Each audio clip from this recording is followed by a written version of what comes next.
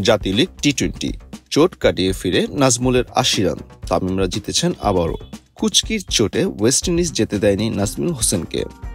বাংলাদেশ দল টেস্ট ও ওয়ানডে সিরিজের পর টি-20 সিরিজটাও খেলতে যাচ্ছে নিয়মিত অধিনায়ককে ছাড়া।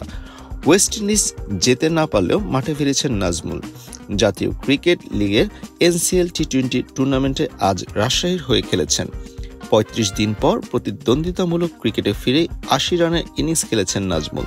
তবে বিকেলের ম্যাচটিতে বরিশালের কাছে হেরেছে তার দল।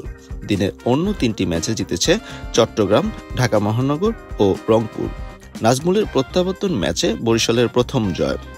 গত মাসে শারজায় আফগানিস্তানের বিপক্ষে দ্বিতীয় ওয়ানডেতে ৭৬ রান করার পর কুচকির চোটের কারণে ছিটকে দেয় নাজমুলকে।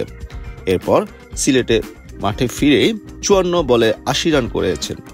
৫টি ৪ ও ৪টি ছক্কা মেরেছেন। টি-20তে ১৮ ইনিংস পর 50 করা নাজমুল হাবিবুর রহমানকে ৩৩ বলে ৪৭ রান নিয়ে জুটিতে ৯ ওভার ৫ বলে ৮৯ রান যোগ করেন। হাবিবুর মেরেছেন 5টি ছক্কা। নাজমুল ফেরেন ১৯তম ওভারে দলকে ১৭৪ রানে রেখে পঞ্চম ব্যাটসম্যান হিসেবে।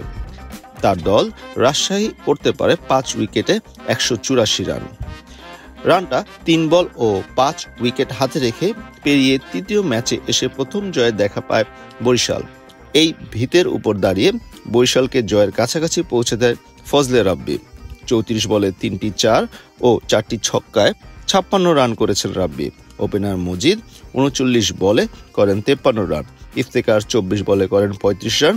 শেষ ওভারে বরিশালের দরকার ছিল ৯ রান। মঈন খান প্রথম ৩ বলেই ৪ মেরে জিতিয়ে দেন দলকে।